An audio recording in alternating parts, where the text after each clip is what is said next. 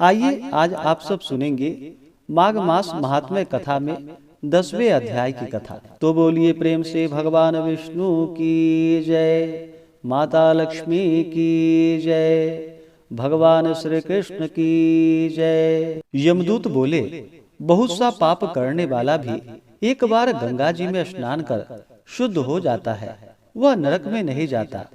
कोई व्रत, दान, तप और यज्ञ आदि ऐसे नहीं हैं जो गंगा जल के एक बूंद की समानता कर सकते हों।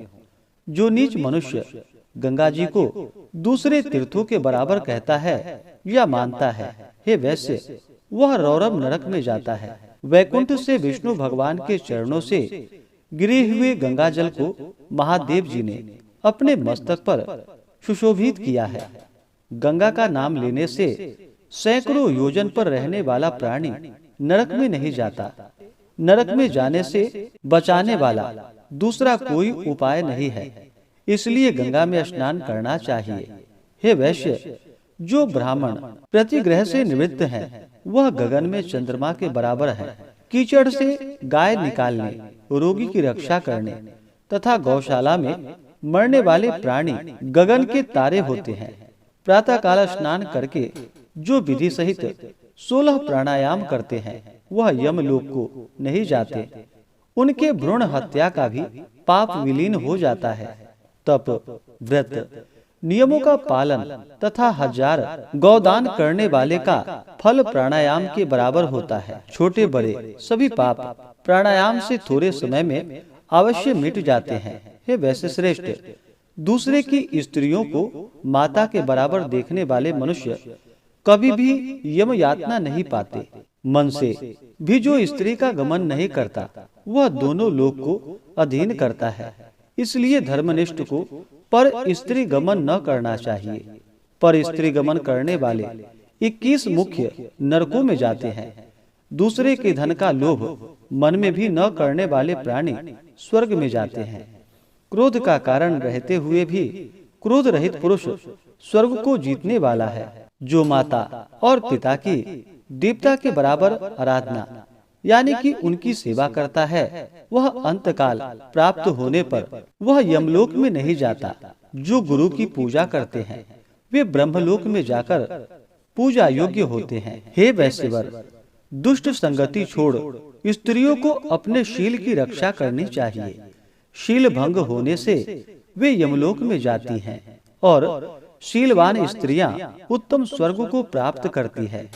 जो वेदाभ्यास करते हैं, शास्त्र पुराण और संहिता पढ़ने और सुनते हैं, वह स्मृति का व्याख्यान करते हैं, ज्ञानहीन को धर्म समझाते हैं, वे ही पृथ्वी को धारण किए हुए हैं एवं पाप रहित होकर ब्रह्मलोक को जाते हैं। जहाँ ममता नहीं रहती, उनका देवता भी पूजन करते हैं। यमदूत ने कहा कि हे वैश्य श्रेष्ठ, एक अनोखा रहस्य सुनो। जो धर्म समस्त और सब लोगों को अमृत फल प्रदान करने वाला है, मैं बिल्कुल सत्य कहता हूँ कि वैष्णव मनुष्य यमलोक को तथा यमदूत के कठिन दर्शन नहीं करते। यमुना के भ्राता यमराज ने दूतों से आदर पूर्वक पुनः पुनः कहा कि तुम लोग वैष्णवों को त्याग देना, वे मेरा दर्शन ना करे।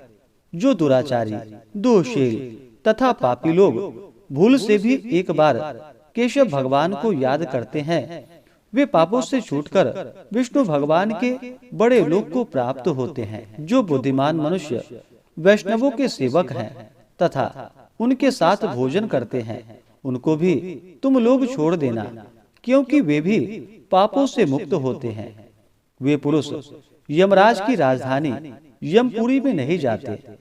विष्णु में भक्ति न करने वाला ब्राह्मण संसार में चांडाल के समान देखा जाता है। वर्ण से बाहर का भी वैष्णव 3 लोकों को शुद्ध करता है। माता, पिता, इन दोनों के कुल के नरक में पड़े हुए पितर लोग तभी स्वर्ग में जाते हैं जब उनका पुत्र हरि भक्त होता है। गोविंदाय नमः इस मंत्र को जपते हुए मरने वाले पुरुष यम का दर्शन नहीं करते।